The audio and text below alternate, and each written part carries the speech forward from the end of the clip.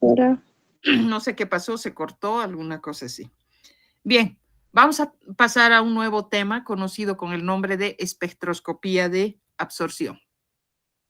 ¿A qué se refiere en este caso, el día de hoy, la espectroscopía de absorción?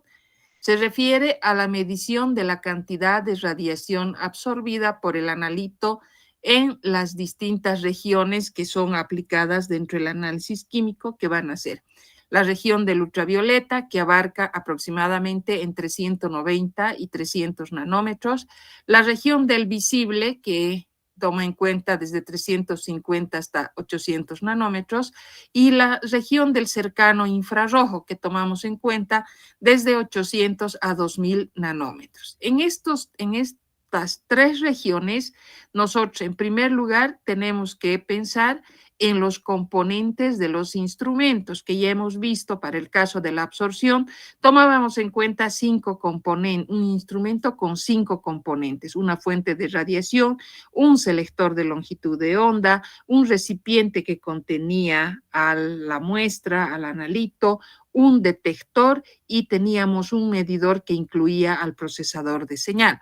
Básicamente, esos eran los instrumentos para para el fenómeno de la absorción. Y para cada una de las regiones necesariamente debíamos tomar en cuenta lo referente al material diferente. Nosotros hablábamos de material diferente porque una de las condiciones era que debía ser transparente al tipo de radiación.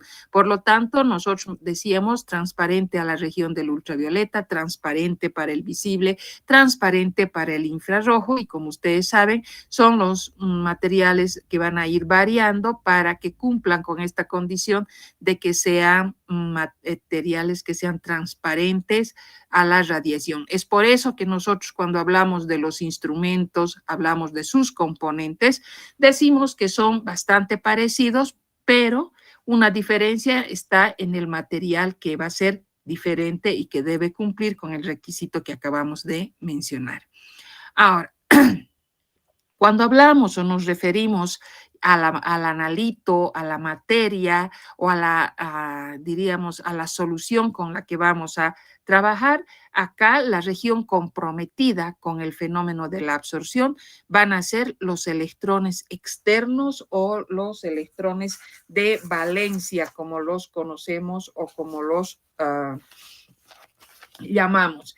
Es decir, que la parte presente en la muestra, en la sustancia, responsable de realizar la absorción de radiación, o que es la zona comprometida, van a ser los electrones externos o de valencia. Vamos a ver que son estos, o es a nivel de estos electrones, que se van a presentar las modificaciones energéticas cuando se absorbe, cuando se gana una mayor cantidad de radiación. Dicho esto, entonces aquí tenemos una representación de una cubeta, como ustedes pueden ver, una cubeta que va a tener a la solución, que va a contener al analito, diremos así. Va a estar formada por una serie de componentes, y para nosotros iremos viendo posteriormente cuál va a ser la importancia. Dentro de la cubeta, toda esta distancia que nosotros podemos ver, todo el ancho de la cubeta, todo el espesor de la cubeta, vamos a denominarlo como camino óptico, como ustedes saben. Entonces, nosotros contamos con una radiación que va a ser la que va a atravesar la cubeta. A esta radiación nosotros la vamos a la vamos a denominar como una radiación incidente, una radiación que va a tener una potencia inicial. Vamos a ver que tiene sus características, por eso está caracterizado, o sea, pues está representado por esta flecha, que va a tener un mayor poder energético, por eso está más grande, más ancha, si vale el término. Entonces, esta radiación, que deberá cumplir ciertas condiciones, como ser, por ejemplo, la monocromaticidad, tiene estas características antes de interactuar, antes de atravesar la cubeta que contiene al analito. Entonces, vamos a pasar a hablar del analito y en el analito vamos a encontrar una serie de componentes desde el soluto, el solvente. Estos deben encontrarse diluidos y ubicados de una manera homogénea, de una manera, diríamos, totalmente regular, si vale el término, y después de que esta radiación haya atravesado este espacio, este espesor, esta distancia de la cubeta, va a existir una radiación que va a tener una potencia diferente a esta otra. Para nosotros, esta constituye la radiación transmitida. Entonces, tenemos la radiación incidente, va a atravesar la cubeta y va a emerger una radiación transmitida. Y la relación que existe, aquí también tenemos esto, la relación que existe entre la potencia de la radiación inicial ha logrado atravesar la cubeta, vamos a contar con una potencia de la radiación transmitida y la relación que existe entre la potencia de la radiación transmitida y la potencia de la radiación incidente, nosotros vamos a denominar o la vamos a definir como la transmitancia. Esta transmitancia entonces va a ser una fracción de la luz incidente que la denominamos como P sub 0, que va a ser transmitida a través de la disolución y va a dar lugar a esa radiación transmitida que nosotros la encontramos como P simplemente. Y a esa relación entre la radiación transmitida sobre la radiación incidente, nosotros la vamos a definir como transmitancia. Y la absorbancia va a ser igual al logaritmo negativo de la transmitancia, que en otras palabras, esta transmitancia va a ser igual al logaritmo de la potencia de la radiación transmitida sobre la potencia de la radiación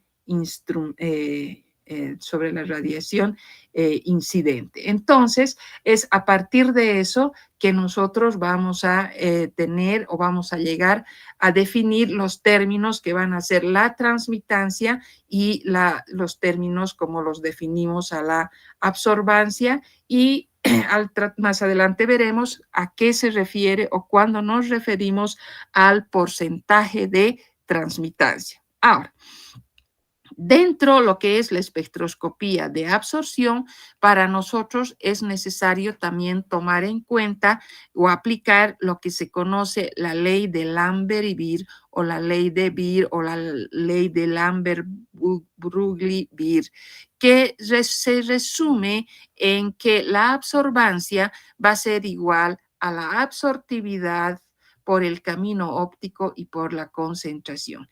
Esta ley de Lambert y Beer nos va a permitir hallar la concentración de la luz nos va a permitir hallar la concentración de una especie química a partir de la medida de la intensidad de la luz absorbida.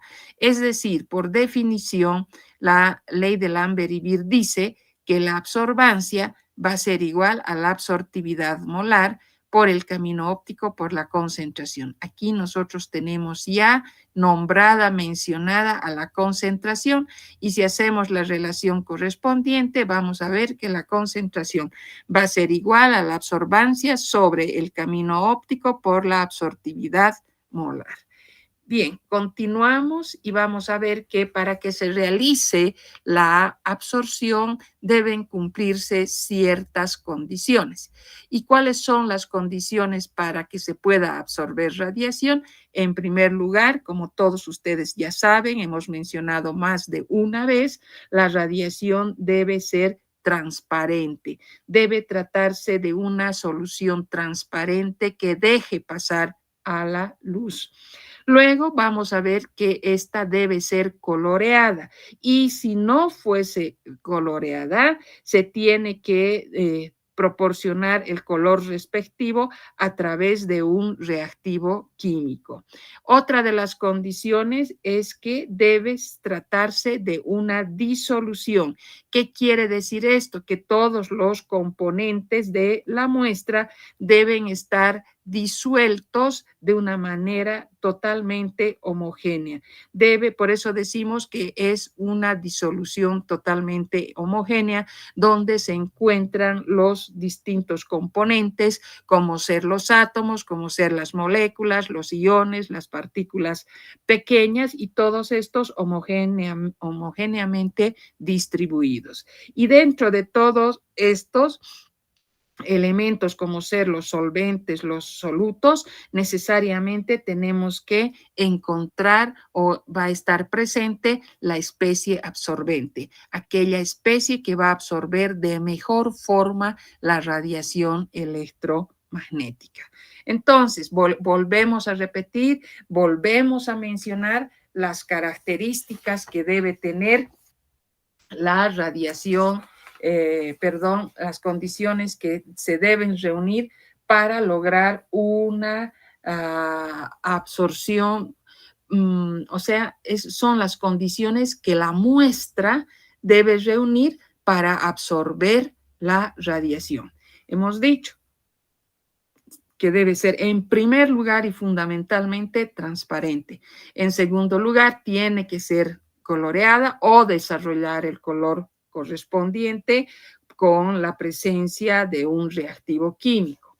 Luego hemos hablado también de que debe estar en disolución. ¿Qué quiere decir o a qué se refiere? A una distribución totalmente uniforme, tanto de los solutos como de los solventes. Cada sustancia química necesariamente va a estar formada, hemos dicho, por átomos, por moléculas, por iones, por partículas pequeñas, siendo la especie absorbente la encargada de absorber este tipo de radiación.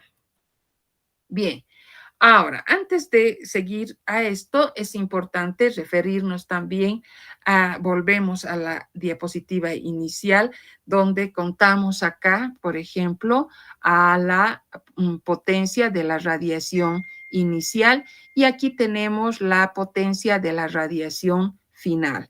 Entonces, a partir de esto, también teníamos acá, a partir de esto nosotros tenemos que decir que en un momento dado, mejor está esto, en un momento dado, P sub 0 y P, si no hay absorción, si teóricamente no se debería, o sea, no existiese la absorción de radiación, tanto P sub 0 como P deberían ser iguales, pero si es que no existiese el fenómeno de absorción. Ahora, pero nunca la potencia de la radiación transmitida va a ser pues mayor a la potencia de la radiación inicial. Imposible. Tampoco podemos decir que la potencia de la radiación inicial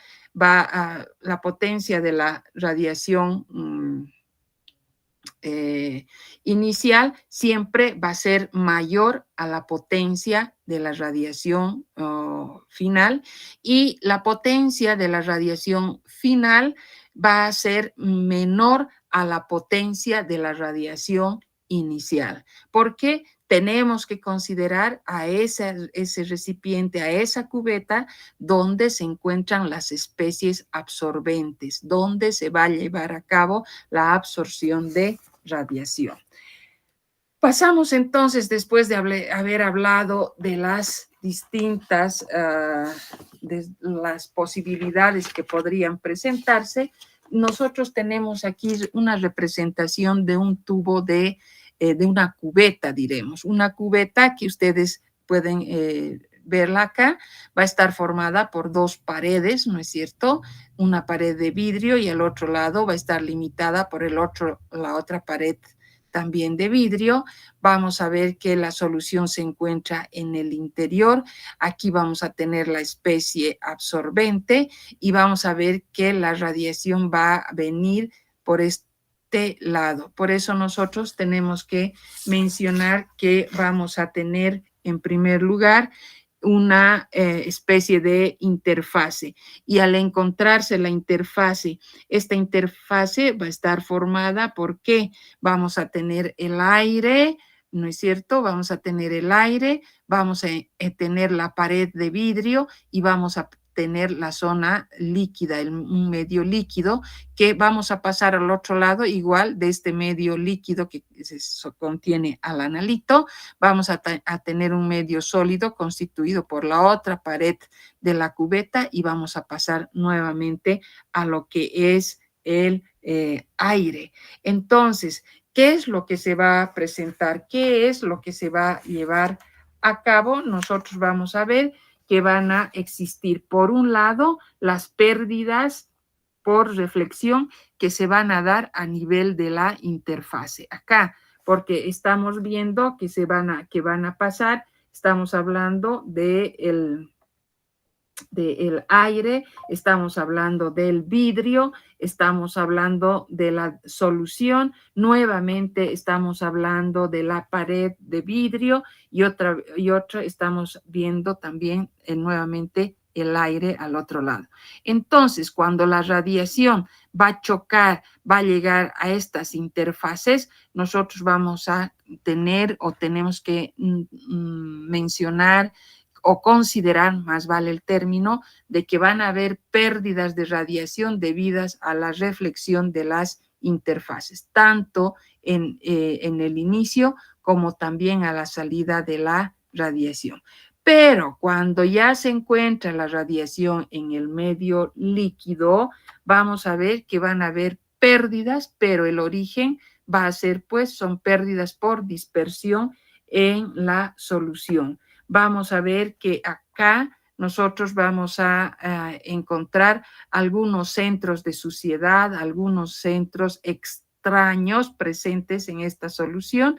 Entonces van a producirse, van a originarse pérdidas por dispersión, pero el origen, ¿dónde va a ser? En la solución, donde encontramos algunos centros de basura, centros de suciedad que van a dar lugar a este fenómeno de la dispersión. Y por tanto, nosotros estamos hablando de que por un lado tenemos las pérdidas por reflexión, porque vamos a ver interfaces de aire al vidrio, de vidrio al líquido, y eso nos origina este tipo de pérdidas. Y si hablamos del medio líquido, donde en la solución van a encontrarse algunas partículas de suciedad, centros de suciedad, como se llaman, igualmente se va a perder radiación y se las conoce o se las denomina como pérdidas por dispersión en la solución. Bien, entonces, después de haber analizado esta partecita, nosotros tenemos que contar con lo que es la ley de Lambert y Beer. Y la ley de Lambert y Beer relaciona la medición del instrumento con las características de la especie química o su concentración. A ver, un poquito retrocedamos. Hay algunos grupos con los que ya hemos empezado a trabajar en la medición de algunas muestras coloreadas en las que hemos utilizado, hemos hecho las mediciones correspondientes, los ajustes correspondientes y hemos obtenido una lectura en términos de absorbancia. Nos recordemos que nosotros ya hemos definido anteriormente la absorbancia.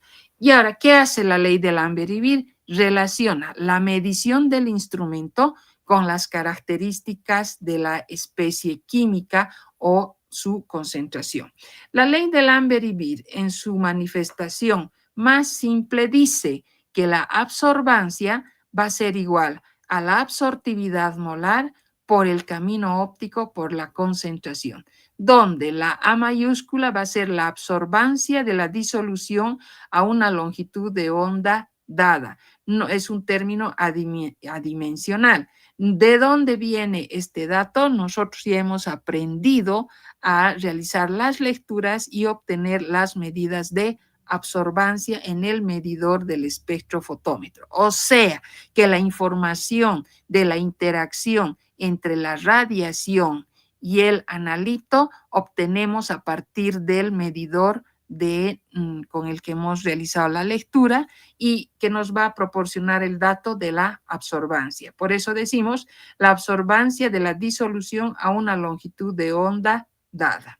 Luego tenemos esta letra E mayúscula invertida que la denominamos como coeficiente de extinción molar. Este término lo definimos como una constante propia y única de cada especie. Es una información propia, es una información característica, única de la especie química con la que vamos a trabajar. Es un dato, por eso decimos es una constante propia de la especie. Entonces, la información de la actividad del analito con la radiación la tenemos a partir de la absorbancia. Aquí vamos a tener en primer lugar la absortividad molar, que es una constante propia y única de cada especie. Tenemos el valor de B. El valor de B es el camino óptico, no se olviden, es el trayecto donde se ha realizado la interacción entre la radiación y el analito. Es el espesor, es el recorrido donde se ha llevado a cabo la absorción. Y finalmente vamos a tener la concentración, que es uno de los parámetros que nosotros estamos buscando. Entonces, ¿qué hace la ley de Lambert-Wiesel? Relaciona, ¿qué cosa? La medición que hemos obtenido en el instrumento, que va a ser la absorbancia. ¿Con qué? Con las características propias de la especie química, que va a estar representado por en este caso, porque después vamos a ver otra constante, esta es la absortividad molar. Se denomina absortividad molar porque las unidades en las que debe estar es en moles por litro. Y el camino óptico es la distancia, es el espesor, es el recorrido por donde pasa la radiación y se realiza la absorción correspondiente. Bien, la ley de Lambert-Wiesel entonces nos va a decir acá que la transmitancia o el porcentaje de transmitancia va a ir dado de la siguiente manera. Porcentaje de transmitancia igual que va a ser la potencia de la radiación final sobre la potencia de la radiación inicial multiplicado por 100. Se utiliza como porcentaje de transmitancia porque viene a ser un valor bastante pequeño si nosotros hablamos simplemente de la transmitancia. Entonces, para diríamos, para contar con un dato de una manera más cómoda, se la multiplica por 100 y por eso nosotros, en lugar de tener la transmitancia, hablamos del porcentaje de transmitancia. Luego tenemos a la absorbancia. La absorbancia se relaciona con la transmitancia a través de esta ecuación, donde tenemos que la absorbancia es igual a menos el logaritmo de la transmitancia o menos el logaritmo de la radiación final sobre la radiación inicial, que finalmente llegaría a ser el logaritmo de la radiación inicial sobre la radiación final.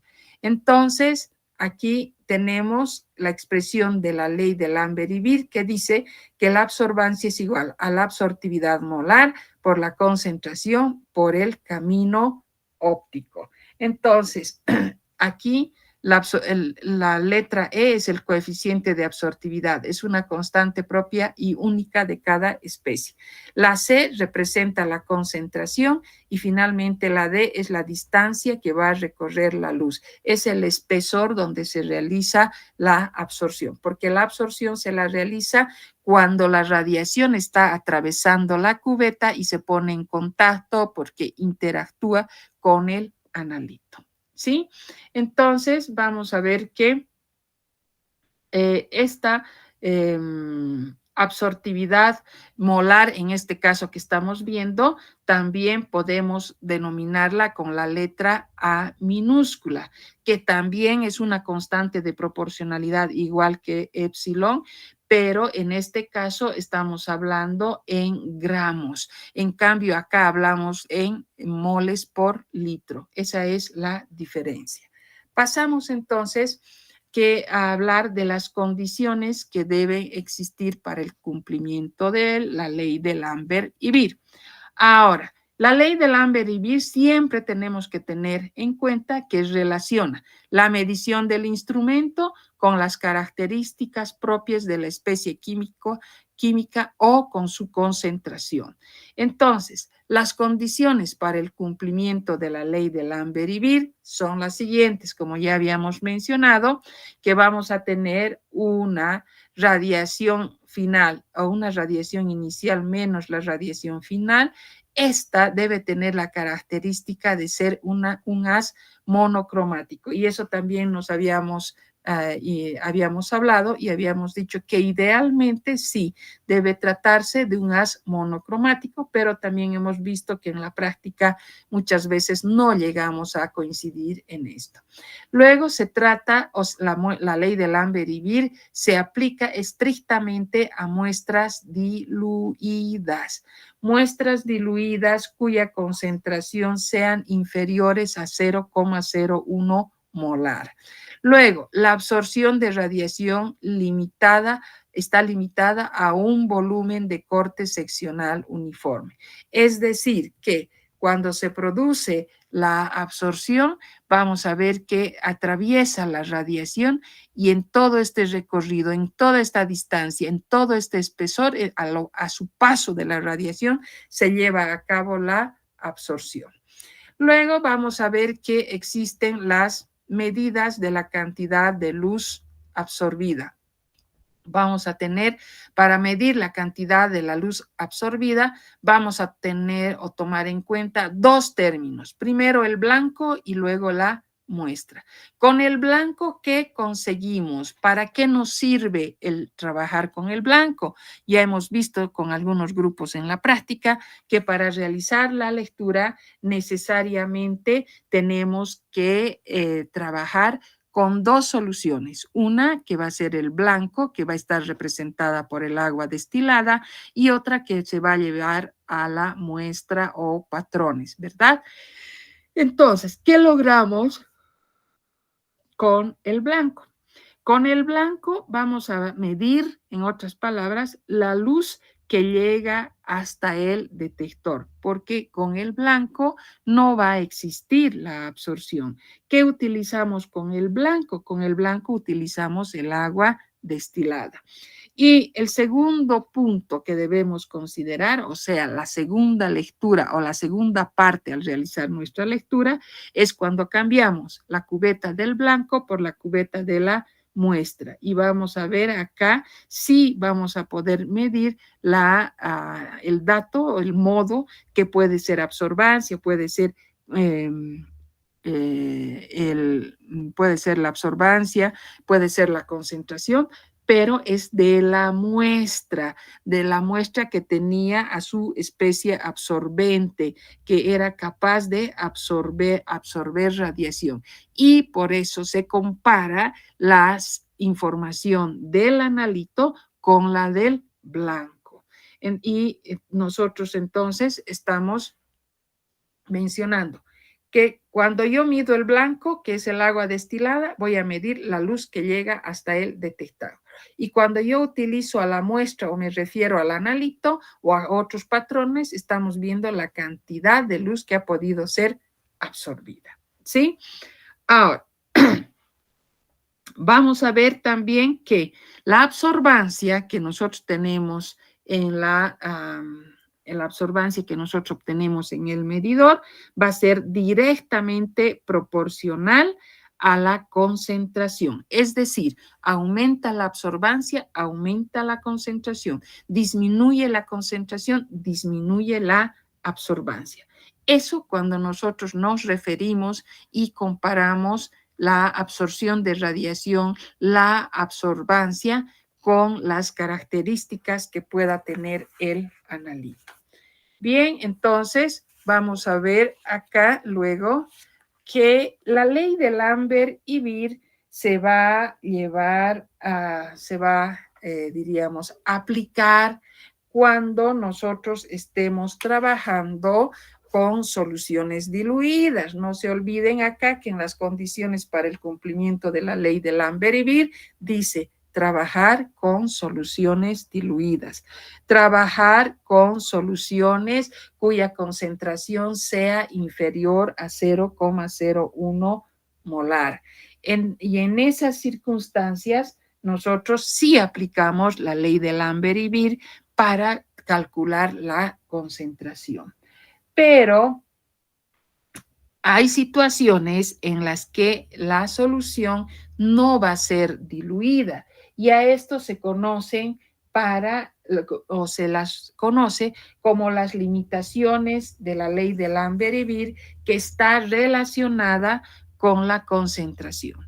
Inicialmente hemos mencionado y hemos dicho, la absorbancia va a ser directamente proporcional a la concentración. Aumenta la absorbancia, aumenta la concentración. Siempre y cuando el valor del camino óptico, el valor de B, sea constante. Ahora, pero nosotros cuando no contamos con una solución diluida, nosotros podemos tomar en cuenta a las limitaciones propias de la ley de Lambert y Beer que están relacionadas con la concentración.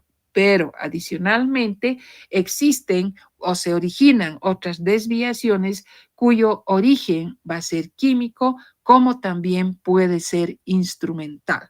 Pasamos entonces a las desviaciones de la ley de Lambert y Beer.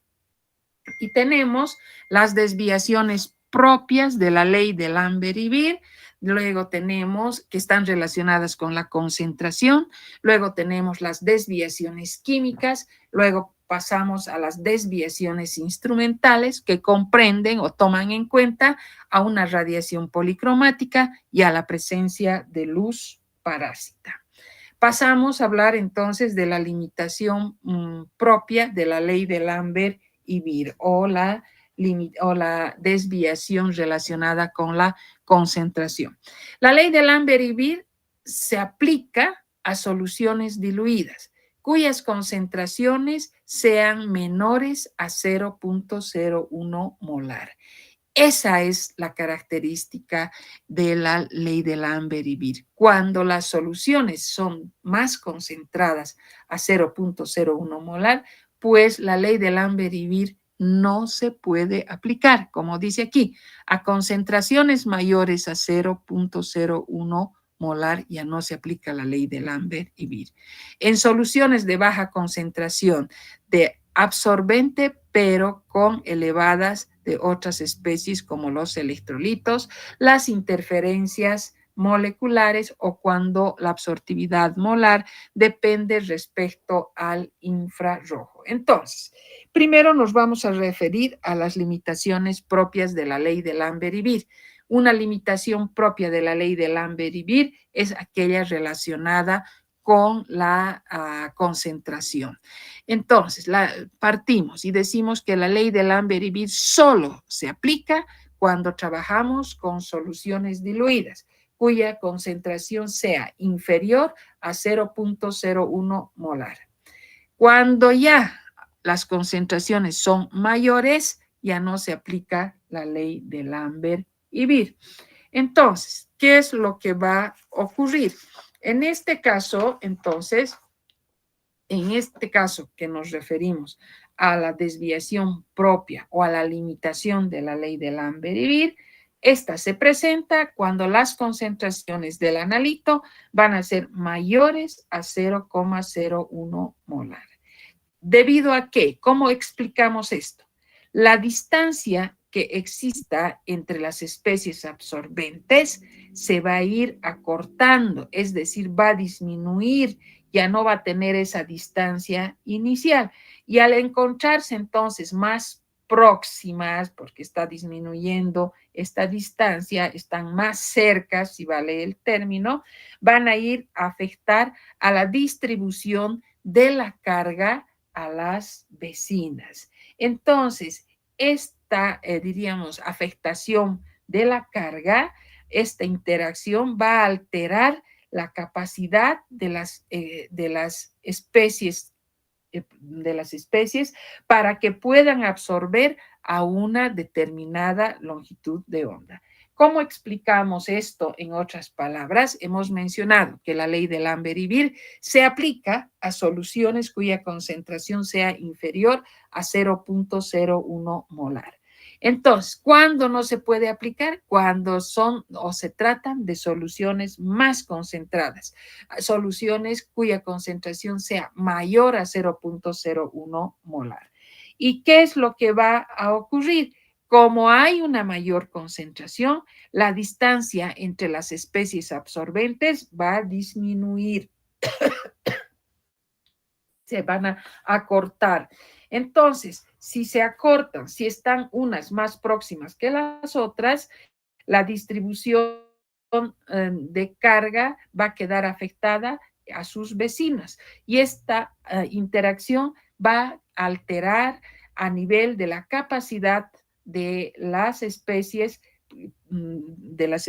para que puedan absorber a una determinada longitud de onda. Igualmente, cuando hablamos de la desviación propia de la ley de Lambert-Ibir, el caso que se puede presentar es el siguiente. Puede ser que la concentración de las sustancias absorbentes, de las especies absorbentes, sea baja, pero pueden existir concentraciones mucho más elevadas de otros componentes entre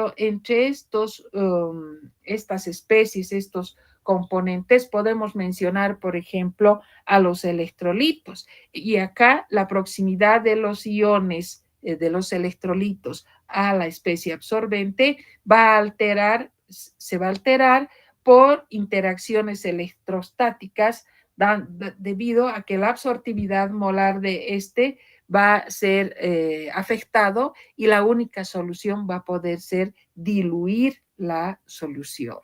Eso cuando seguimos hablando de la concentración. Hemos dicho concentraciones superiores a 0.01 molar de las especies absorbentes.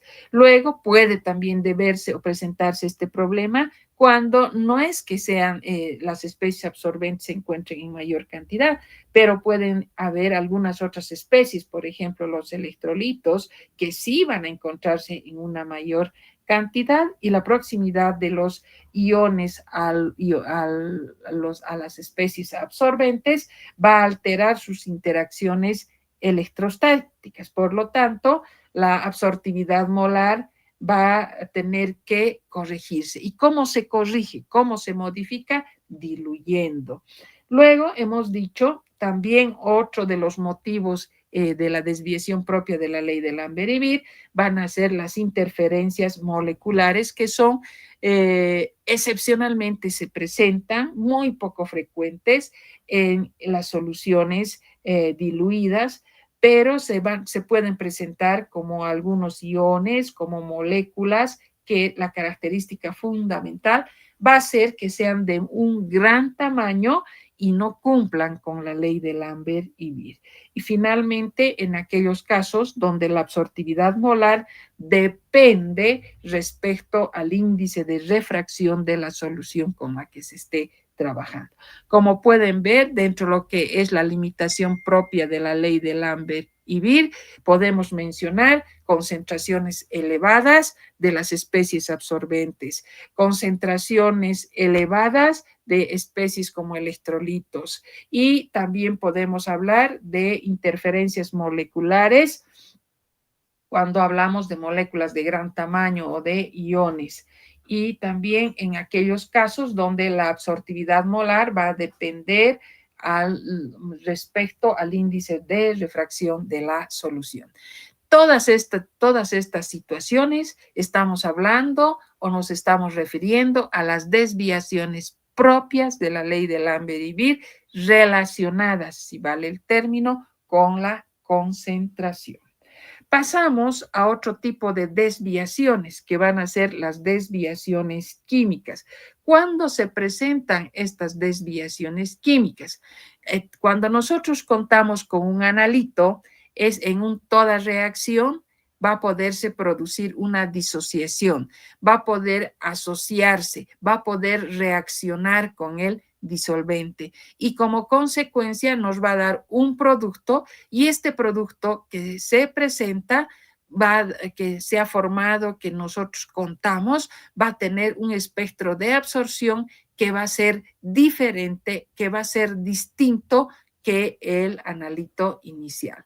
Por eso tenemos acá nosotros un determinado elemento, un determinado compuesto que va a poder someterse a reacciones distintas de disociación, asociación o tal vez va a poder reaccionar con el disolvente y como consecuencia nos va a dar distintos componentes y cada uno de estos componentes, cada uno de estos productos, como no va a ser igual al inicial, va a tener pues características o espectros de absorción muy distintos, como en este caso o al analito inicial. Entonces, desde ese punto de vista, nosotros no podemos garantizar el comportamiento. Aquí se han formado elementos que no son o que no se parecen o que son diferentes al analito inicial. Y esto se presenta generalmente cuando hablamos, por decirles, de los indicadores ácido-base. Inicialmente vamos a tener que para este compuesto nosotros tenemos un color determinado, un color X. Y cuando estos se han disociado, cuando estos han reaccionado o se han asociado, vamos a ver que, por ejemplo, este indicador va a tener pues un color muy distinto, características muy diferentes que en el primer caso. Entonces, a eso o ese es el origen de las desviaciones químicas. Luego pasamos a las desviaciones instrumentales. Cuando hablamos de las desviaciones instrumentales, debemos mencionar dos aspectos. En primer lugar, la radiación policromática y luego vamos a hablar de la luz parásita. La radiación policromática se refiere cuando las energías son diferentes a la relación entre la absorbancia y la concentración. No es lineal y a medida que aumenta la energía y la energía entre absortividad molar y absortividad molar, la desviación cada vez va a ser mayor. Es decir, la presencia de las absortividades molares son distintas entre la absorbancia y la concentración, porque no es lineal. Y a medida que aumenta cada una de estas absortividades, la desviación va a ir incrementándose. Otro aspecto a considerar va a ser la presencia de la desviación, la presencia de la luz parásita. La luz, hemos dicho, teóricamente, idealmente, debe tratarse de una luz monocromática. Pero, ¿qué es lo que ocurre? Esta luz monocromática, que por cierto hemos visto no había sido tan monocromática, puede dar lugar a una señal contaminada. Y a esta señal que va a ir a contaminar se la conoce como radiación parásita y esta señal presenta distintas características, distintas longitudes de onda con respecto a la longitud de onda inicial, con respecto a las características iniciales. Entonces, a través de esto podemos entender que no ha podido atravesar la preparación, no ha podido atravesar la muestra. También vamos a ver que existen desviaciones instrumentales que nos conducen a errores negativos. El caso, por ejemplo, podemos decir también de las celdas desajustadas, las celdas que no están en perfectas condiciones, no reúnen con las exigencias que se deben tener y de ahí aparecen que no son iguales las celdas que podríamos utilizar para el blanco o las celdas que utilizaríamos para el analito. Entonces, estas también van a originar desviaciones cuando nos referimos a la presencia de los distintos tipos de radiación, como ser la luz policromática, la luz parásita o la presencia de algunas situaciones que nos conduzcan a datos erróneos, como ser el hecho de contar pues con, diríamos, luces muy diferentes a las que nosotros esperamos encontrar, con características totalmente distintas, y también el hecho de no utilizar y simplemente contar con un ancho de banda que sea estrecho, restringido, que no va a ser nunca igual que un haz monocromático, como es la exigencia para el cumplimiento de la ley de Lambert y Beer. Ahora, aquí tenemos unas desviaciones de la ley de Lambert y Beer cuando estamos hablando de las lecturas de las absorbancias y las concentraciones. Vamos a tener, mientras nosotros hablemos de una solución de concentración diluida inferior a 0.01 molar, nosotros podemos garantizar una proporcionalidad entre la absorbancia y la concentración, pero nosotros ya no podemos garantizar más allá en situaciones donde la solución es de mayor concentración.